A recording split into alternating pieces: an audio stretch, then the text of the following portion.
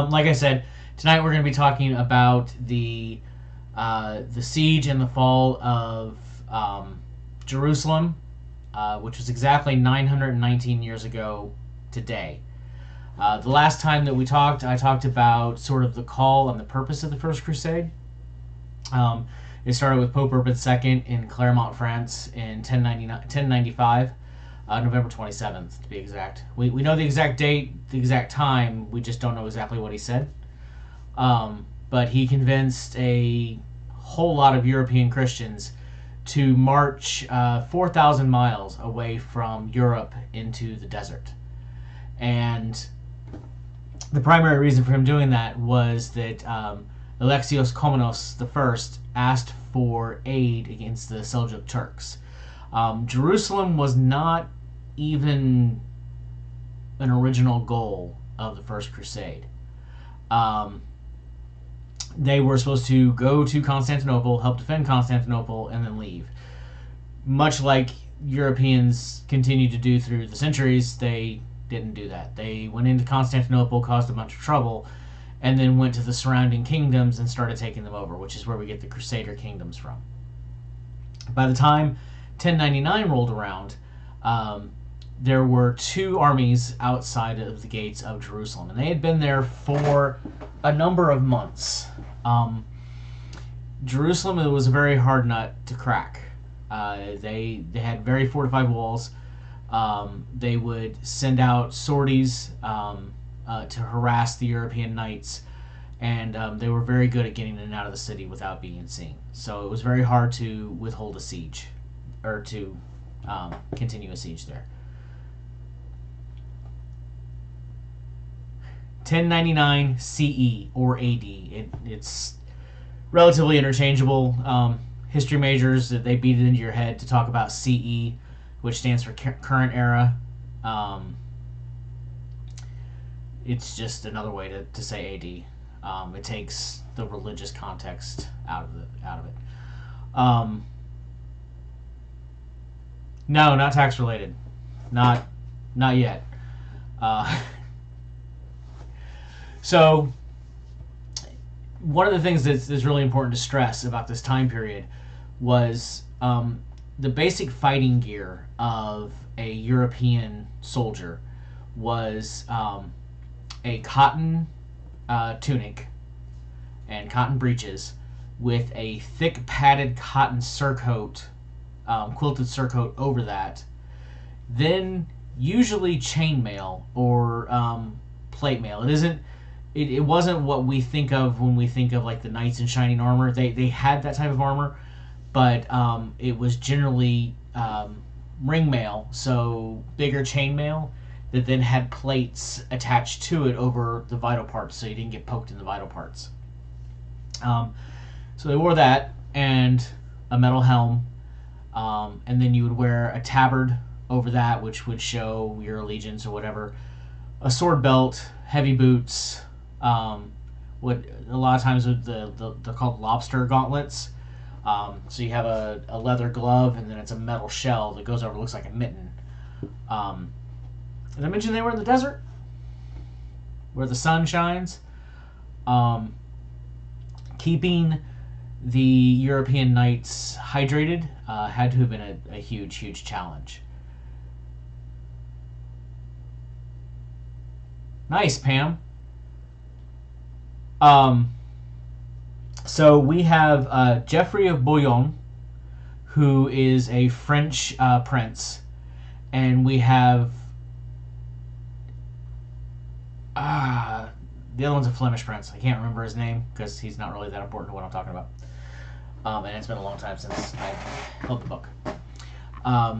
So it is July 8th, 1099, and the battle is not going super well for the Christians. They decided to attack full force into the face of Jerusalem, and they're being pushed back pretty effectively. They can't clear the walls. All of their sapping has failed, and this is sort of their last ditch effort. If they can't get into the city, this time, then it's time to maybe think about going home. There were already other princes that had abandoned and went back to their kingdoms that they had claimed. So, the way the story goes, now, there are only so many archetypes when you tell stories, right? There's the hero's journey, blah, blah, blah, blah. This is the man against all odds. So, the way the story goes is Geoffrey of Bouillon, this French prince, he manages to scale the walls of Jerusalem. He gets to the top of the ladder without them knocking the ladder down or hitting him in the head with a rock. And he finds himself surrounded by a large number of Muslim soldiers who are coming to kill him. And he turns around and is like, all right, guys, guys? Hello? Well, shit. All of his guys are on the ground. He is alone, and he is surrounded. And the way the story goes is he pulled his broadsword, he called on the faith of God, and he defended his spot on the wall, holding a flag to rally his troops, all the while holding off about 40 or 50 of the Muslim soldiers. How much of that's actually true? We don't know, because that's the only account of it written by a guy who wasn't a huge fan of the Knights. So, strangely, there are records written by Muslims and Jewish people at the time, but they really don't deal with the Knights or the Crusades a lot. They're mentioned, but they're not sort of the focus of the writings of the time. And you need to kind of explain the context of Jerusalem a little bit. Jerusalem was a city that had been fought over before. It's been fought over since whenever. But it was a city that contained the followers of Islam, Christianity, and Judaism, and they lived together relatively peacefully. It was a place that a lot of Europeans, especially if you were rich, would take a pilgrimage to. So some of these people had been there before. It's not like it was a totally unknown place on the map to people in Europe, just to probably about 90% of them. They knew about Jerusalem, but they didn't know that was where it was. So you have an army that is tired, has spent 4 years trying to reach this city, after being told over and over and over again that that wasn't their original goal. But they still have that promise of all of their past sins and all of their future sins will be forgiven because they took up the cross. So that's a pretty good motivator to keep moving forward. And we know that war is disgusting. And it's disgusting when you use guns and bombs, which is, in the greater scale of things, a much more efficient and cleaner way to kill people. When the European Knights took Jerusalem, it was forgive the term, the holy grail of the of Christianity. And what they did over the next 3 days was recorded by a couple of different scholars, and it is disturbing. There are stories of mass rape, of relentless slaughter. There is a primary source, and I want to say it's Matthew of Acre, who writes that the blood flowed in the streets up to the ankles. There were, and they were indiscriminate. They didn't just kill Muslims; they killed anybody that was in the city.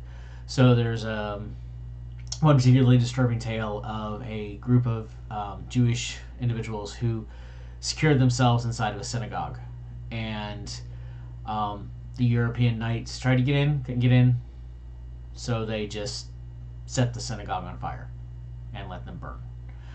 Um, it is, if anything, scarred the people of Jerusalem from invaders.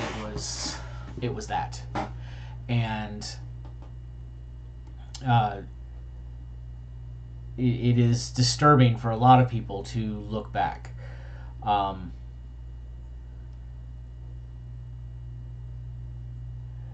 Huntsman, to a point, I'll agree with you, especially during the founding of Islam.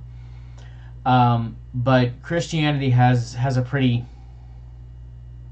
I mean, Christianity is an offshoot of Hebrew Judaism. So, I mean, you're looking at a pretty gruesome way, especially once they became to power.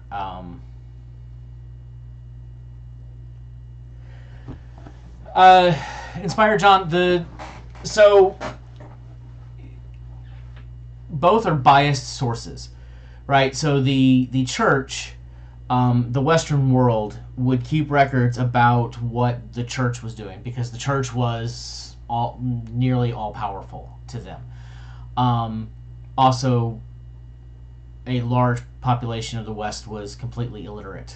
So, what writings there are that there are stories about how God provided Geoffrey of Bouillon the courage and the strength to take the walls of Jerusalem by himself.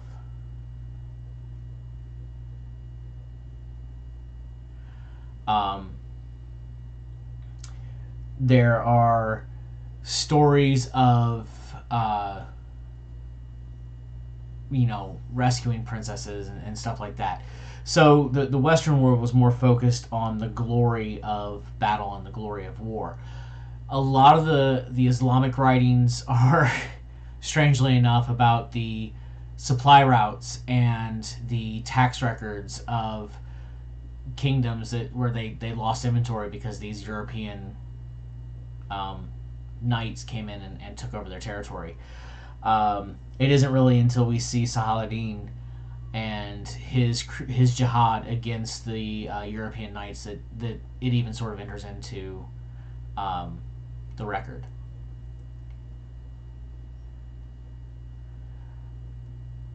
Huntsman, yeah. It is the history of Christianity is gruesome. But like I said, my goal is not to attack any one religion. Everything I approach is from a historical point of view. And what's really odd to me is the amount of violence during the crusading period is never even blinked at when it comes to papal bulls or any writing. Because if you weren't a Christian, they didn't really consider you a person. So you had a corrupted soul or you had no soul, and you would just die. I mean, it was nothing.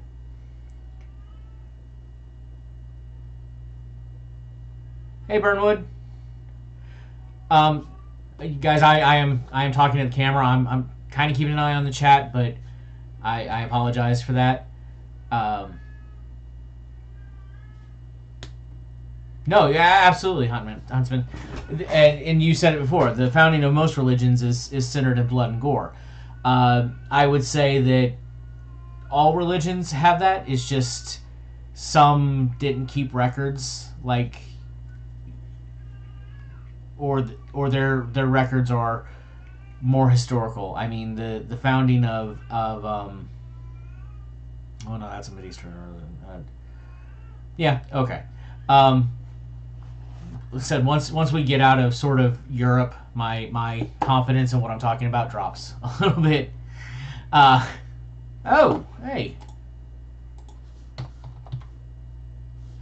Guess I gotta move my mouse every now and then.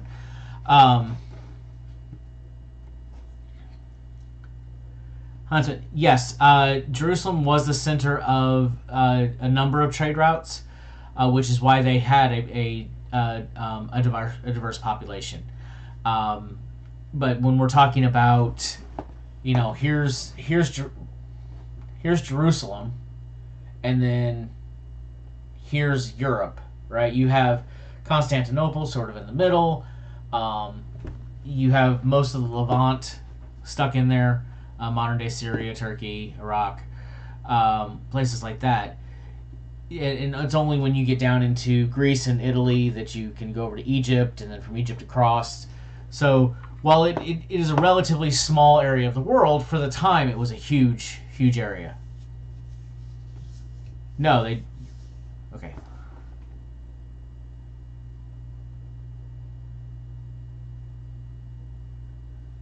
Yeah, no one writes "We came, we conquered, we feel really bad about it."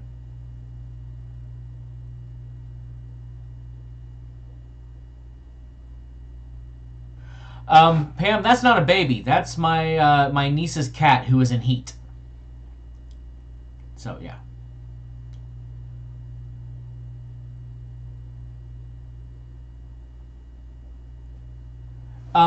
Religion is most definitely been used as a system of control, and I think the best way it was ever described to me was by actually my history teacher in high school, and he said that um, religion for the sake of religion, not the religious belief necessarily, but the machine of religion, is you have two sorts of people in especially in the ancient world. You had haves and have-nots, and the haves didn't want the have-nots to touch their stuff.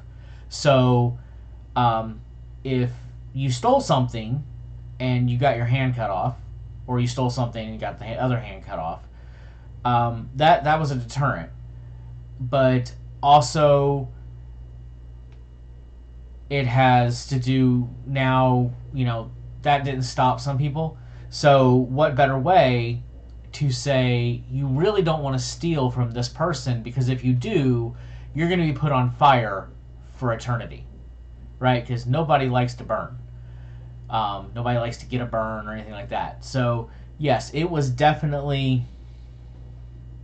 um, definitely a system of control. And then as we move into the medieval period, um, it's kind of funny because it wasn't until sort of the proliferation of the written word. So uh, the Bible made on the printing press. I can't remember the name of it, but after that, what happened is people became more and more literate. So they learned Latin again for the first time since 400, 500 AD. People outside of the church started to learn Latin, and they would go sit in mass. And the priest who would be up there, or the bishop or whoever, would be reading from a Bible that was written completely in Latin. And he would be reading it out loud. So the people who started, if you didn't know what he was saying, if you were illiterate and had no clue what he was saying, okay, he says that we should do this and we should do this, and that's good. Once people started to become literate, they started to go, that's not what the Bible says. I don't think he knows what he's saying. I don't think he knows what he's reading. And that sort of comes up against, a monk who went and nailed something to the front door of a church. We start to see the schisms within Christianity.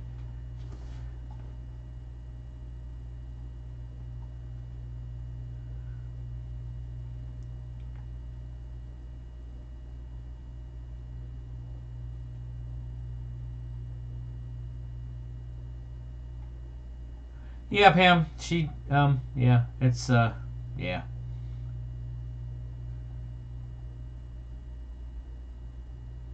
Absolutely, Huntsman.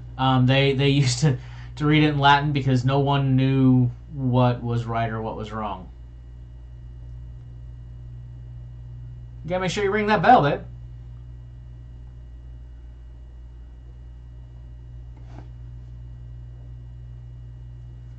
At times, Huntsman, they were. There are all sorts of stories out there about priests just rambling on in nonsense. Um, and it's it's funny. Well, to me, it's funny now to be sitting there like, he has no idea what he's talking about. But when your entire world was based around the words that this man was saying, it had to be traumatic for people. It had to have been um, a little just frightening, I guess. There are people, I'm sure there, and I talked about it in the last stream, there are people who were absolutely not Christian, right? And not anything. Atheism is not a relatively new concept, but putting a name to it and having it actually something that somebody can say, I'm an atheist, without getting themselves set on fire, that's a relatively new concept. Um, so, you know, when the entire foundation of your world starts to shake, people reacted weird. That's where we start to get into some of the crusades, like the Baltic Crusades, the uh, Children's Crusade, which is, if it's true, it's horrible. If it's not, that's a really weird story to make up. Um,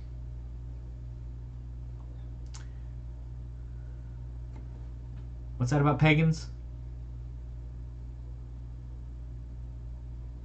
Oh, okay. Yeah. So, pagan actually useless. Here's your useless fact for the day. Pagan comes from the word pagani, which meant rural farmer in Latin. So it was people who didn't live in the city, and they were seen as sort of the hicks and the backwoods people who worshipped the weird gods. Um, that was then translated to people who didn't follow the Christian.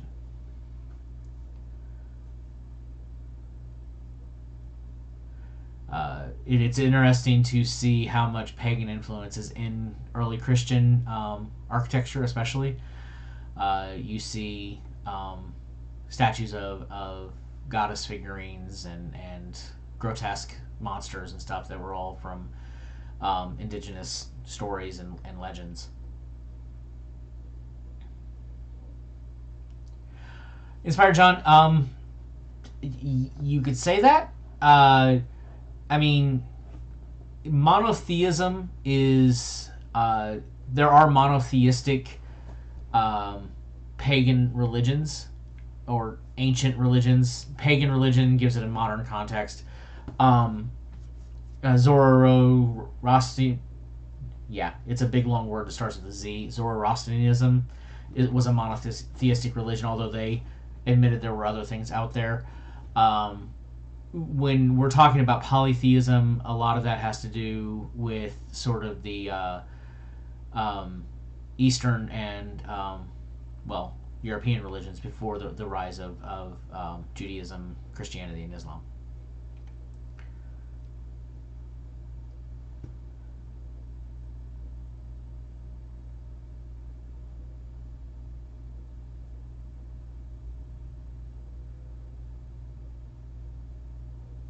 Nice one, Yankee.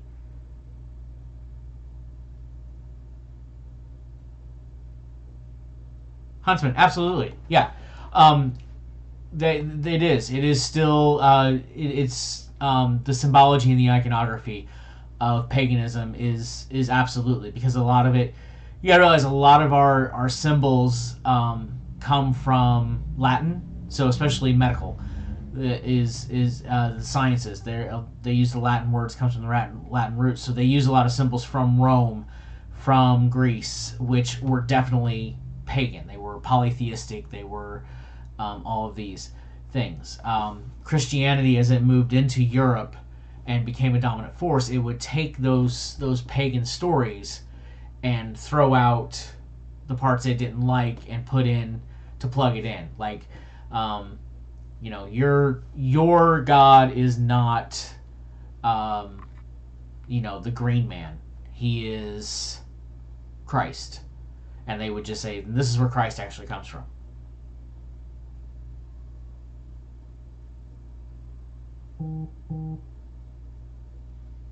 What's up, Rage? Very cool. So many people here. I am so excited. Thank you guys so much for stopping by. Yeah, yes, you use those as a meet halfway, but it's also a listen, you stubborn people, you're gonna follow our way because we're gonna do it. Um,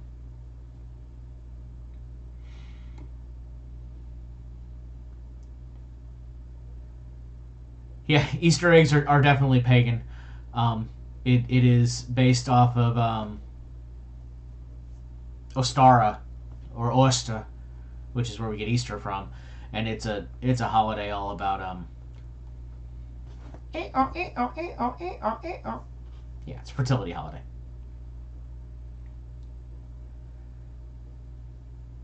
All right, John, thanks for stopping by, man. Yes, yes, she was the goddess of spring, and then you get Beltane, which is May Day, and then those are the two big ones in spring and summer, and then you have Samhain or Samhain, depending on what part of the country you come from, which is around Halloween, and Saturnalia, which was Christmas.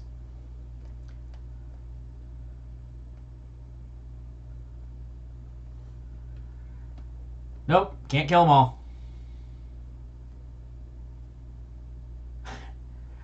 Huntsman at one time I was too.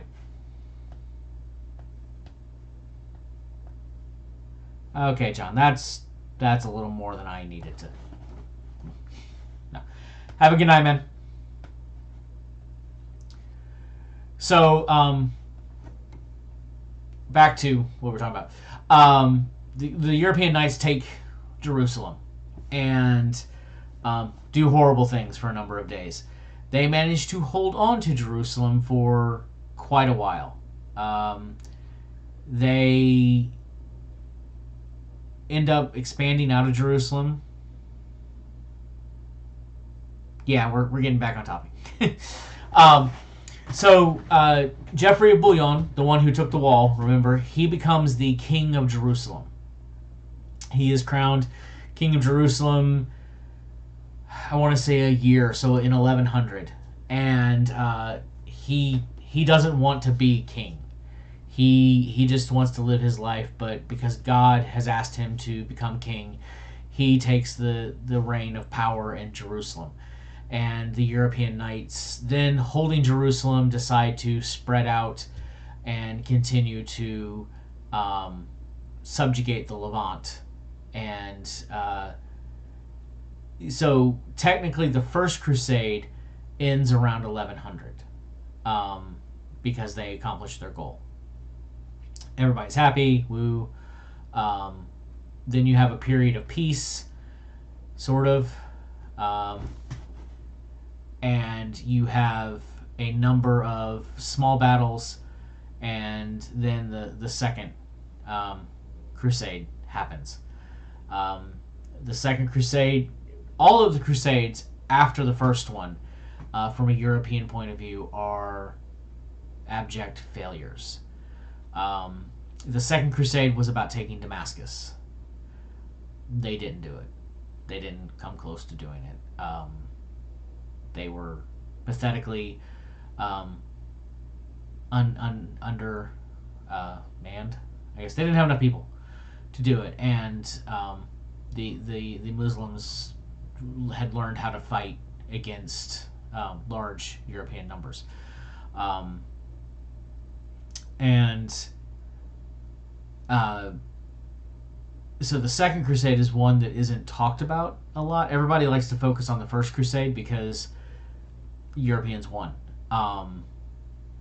And just the build up to that, which I've passed over a lot of that, and the reason I'm talking about this tonight is because we are 919 years to the day from the day that they took Jerusalem, July 9th, 1099 CE / AD, whatever way you want to say it, is when Jerusalem fell.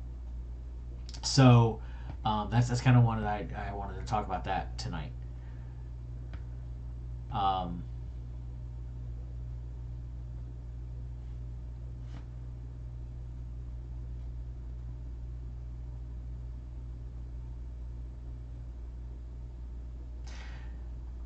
Um,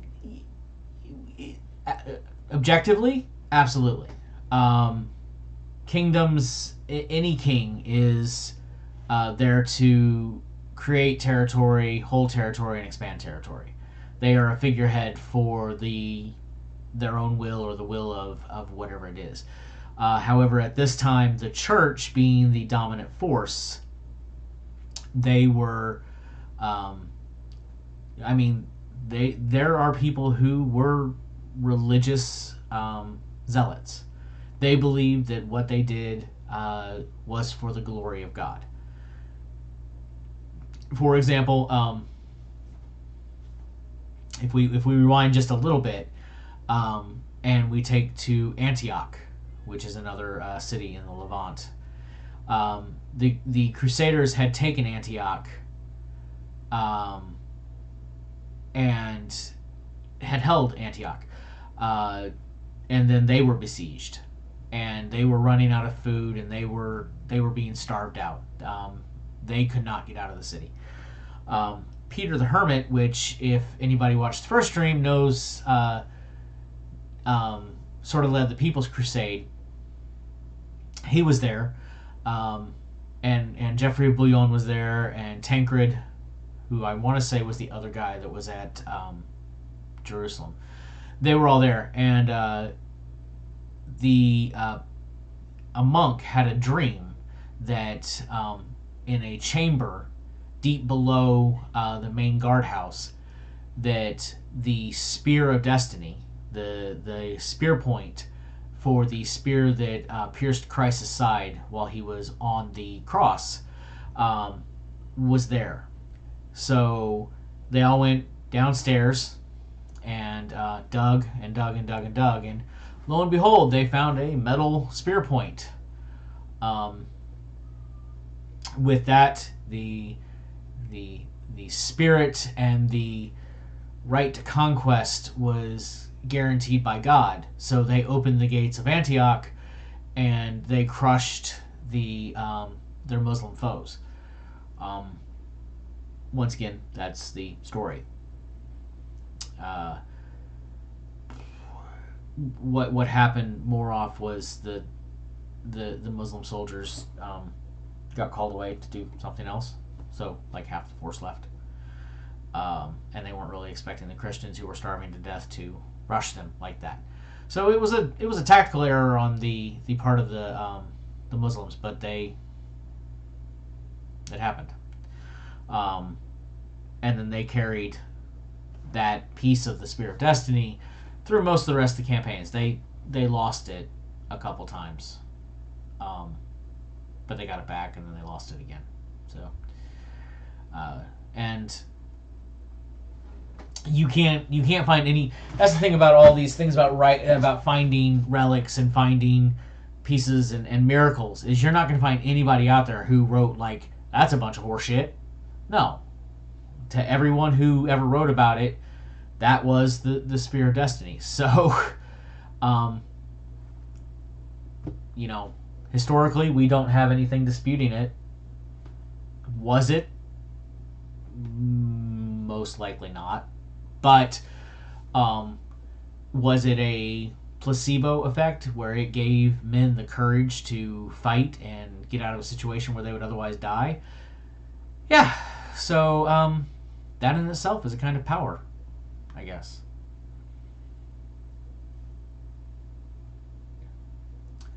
Having the church supporting you was absolutely a must. If you were excommunicated, and there were a number of them who were, you would find yourself pretty much standing alone on a battlefield. The church was all-consuming and nearly all-powerful.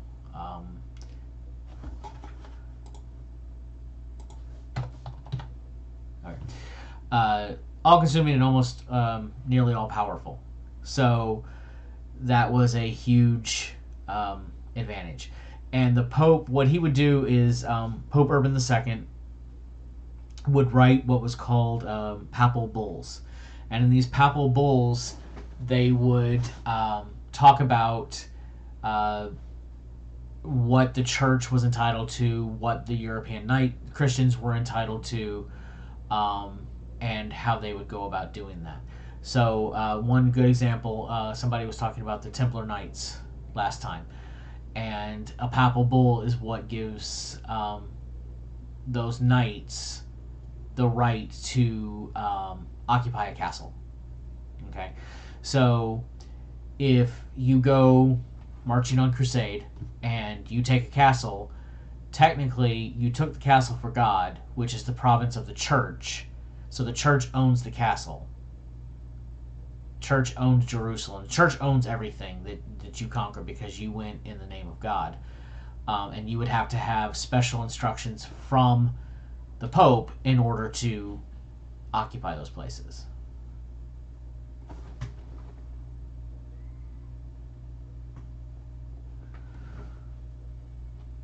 Is that 4 water drops? I really should be wearing my glasses.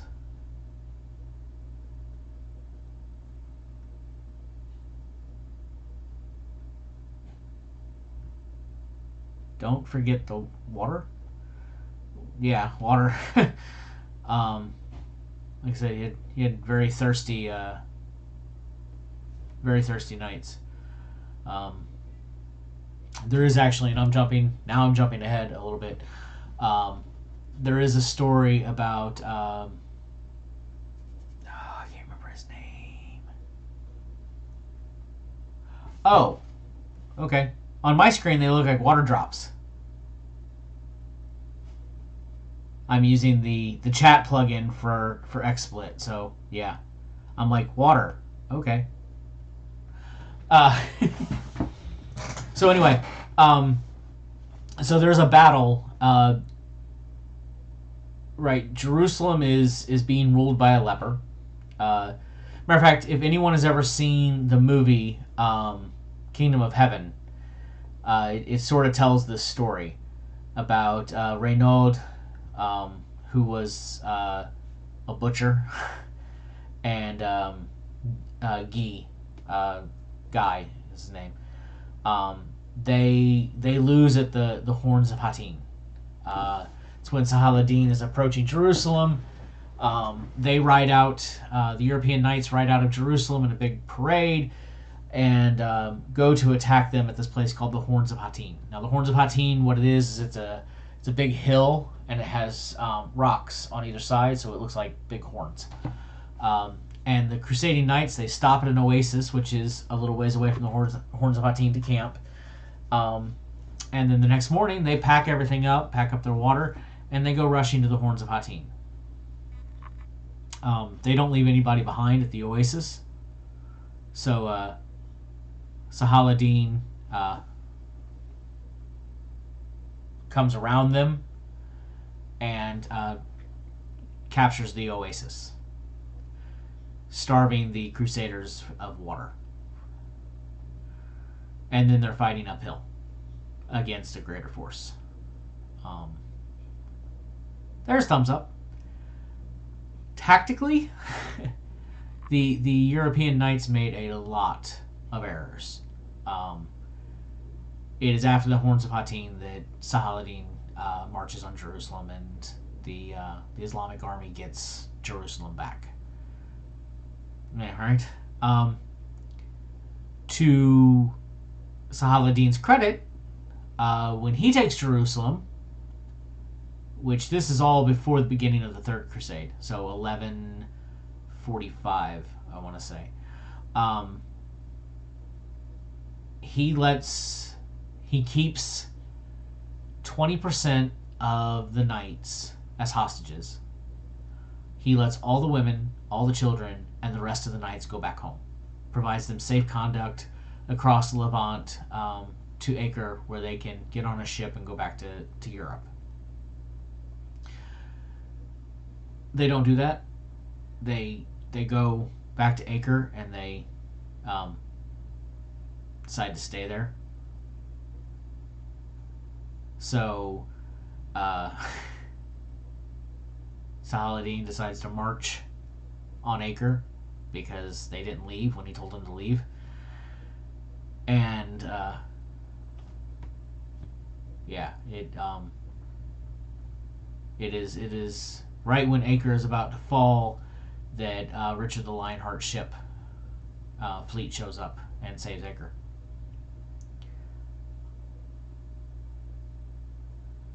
Yeah, the Horns of Hattin is actually used in a lot of modern day military training. The battle itself to kind of emphasize how you don't give up your supply route ever, especially when it would put you at a huge disadvantage. But I was going back. So after the battle, Renaud was known as Renaud the Butcher because he liked to. He was there as a very young man in Jerusalem. He was known as just a sadistic murderer. Also a Templar. And Sir Guy, was leading the European Knights. He was technically at that time King of Jerusalem. So Sahaladin brings them into the tent as the two ranking officers. He offers Sir Guy a goblet of ice water, and Sir Guy says no thank you, and Renaud takes the glass and gulps the water down.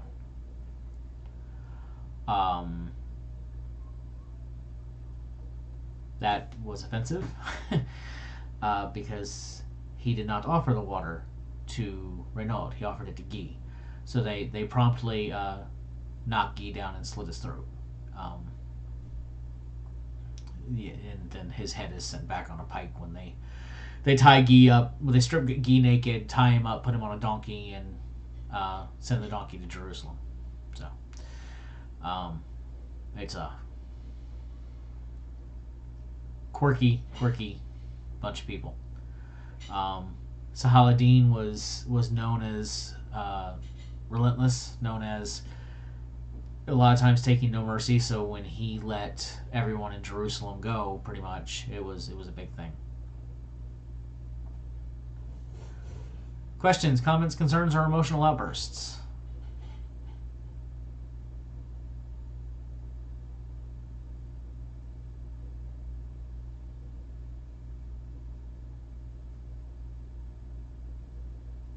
Am I still coming through clear? Do I sound like God again? Well, thank you, Huntsman. I try and make it relatively enjoyable. At least more interesting than a high school history class.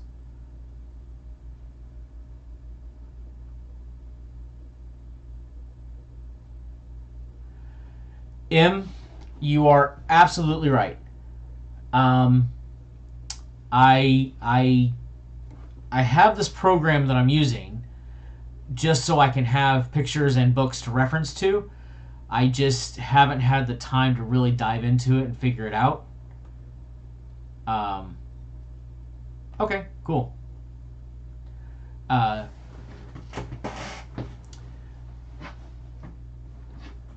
long as I'm not freezing up.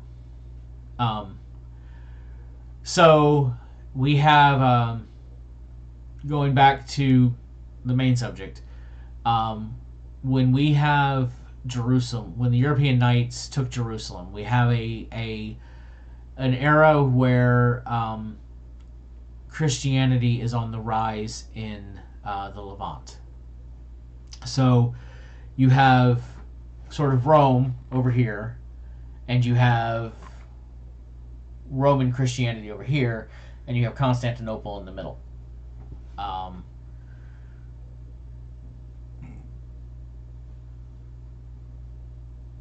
Most definitely, and it's in the works.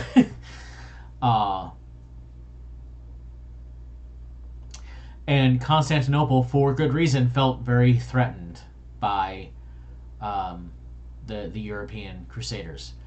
So they closed off the routes between the east and the west, because the way you got over here, the way you got from west to east, was you could take the land route and come up and over and go through Constantinople, or take the water route and go below Constantinople and go to close to Egypt and then across the Mediterranean and into Acre. During that time, Acre was still held by Islam, and then when it wasn't, that prince, which I don't remember his name, didn't let people into his port because he was paranoid. So when Constantinople shut its doors to European crusaders, now keep in mind, they're allies, right? They're allies, and you have a point where Pope Urban II had died. New pope threatens to excommunicate Alexios Komnenos. Alexios Komnenos says, "You don't have that authority to do that. I'm just as high in the hierarchy as you are." It's a whole thing. And eventually it ends up weakening Constantinople because they needed support from the Europeans. They get over it, they play nice for a few more years, but then when Saladin takes back Jerusalem and most everybody gets kicked back out, Constantinople is no longer asking anybody in Europe for help ever again.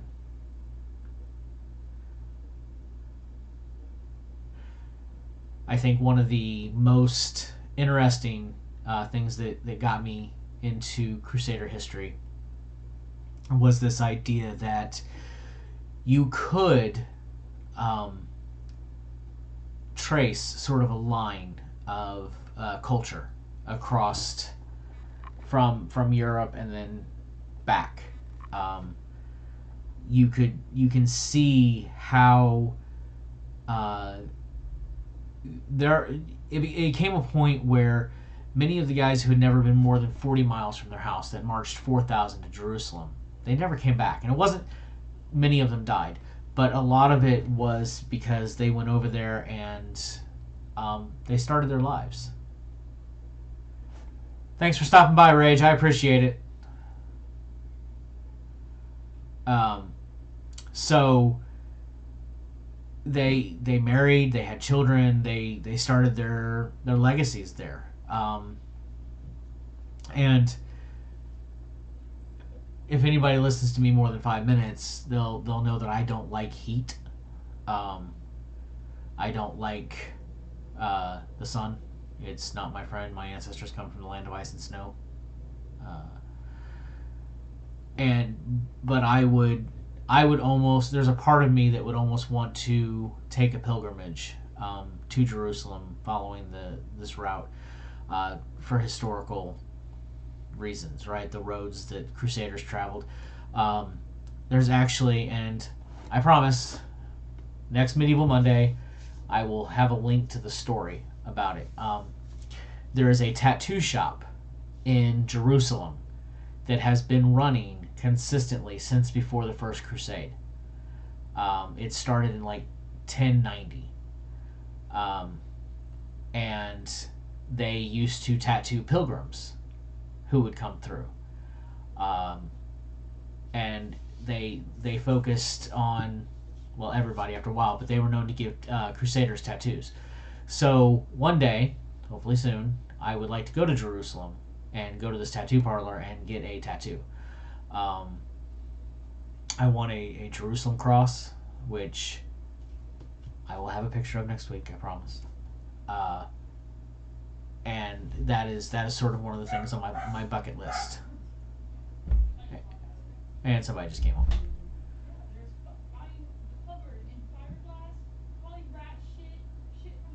Okay.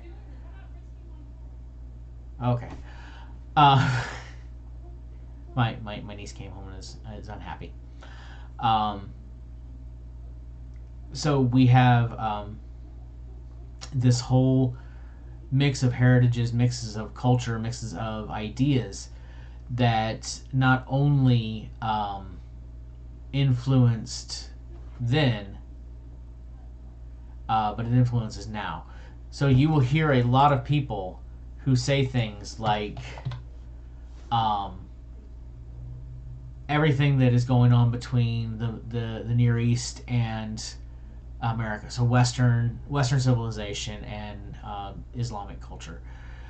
traces back to around World War One, where um, the Allied powers sort of drew lines and created Afghanistan and Iraq and did all of that. But as a historian, we look back a little farther, and we see that a lot of the animosity is much older than that.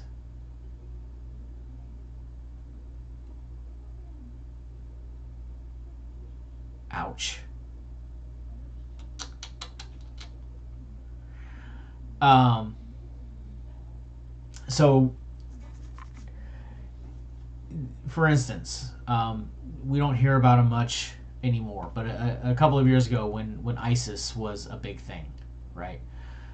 When they were in the news constantly, because God knows we have something else to talk about in the news nowadays. Um, Somebody had made a remark about how they wanted to go back to early Islam. So early Islam was the sort of conquering phase of Islam when Muhammad decided that he needed to spread Islam by the sword as far as he could. Um, that's that's the world that they want to go back to when Islam was sort of the dominant power in that part of the world. They were also itching for an end of the world fight because eschatology says that's what people who are getting into religious wars are actually going for.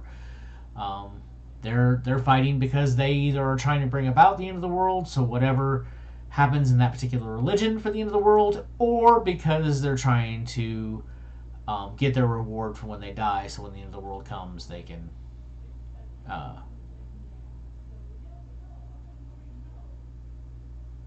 they can get their reward. Um, yeah, a lot of what I want to do in the Levant and the Holy Lands, there's a castle called Croc de Chevalier, and my passion was studying the Knights of Saint John the Baptist, so the Knights Hospitalier, the Knights of Malta, whatever you want to call them. They held this Croc de Chevalier. Croc de Chevalier was the first castle that had round walls for Europeans, and it's still there. It still stands on a hill um, in the middle of Syria. I'd really like to go see it. I don't blend in really well. I'm a short, fat European dude who with white skin, red beard, and blonde hair. Um, I would like to go see it. I just know better. All right, Jamin, have a great night. Um, yeah, we're getting close to an hour, so I'm gonna end it here in just a few minutes. I wanted to just say thank you to everybody that came by. It means a lot to me. Tonight, I'm gonna be back 8 a.m. or 8 a.m. Good Lord, 8 p.m. next Monday night, and I think we're gonna talk about how Europe dealt with the loss of population during the Crusades. So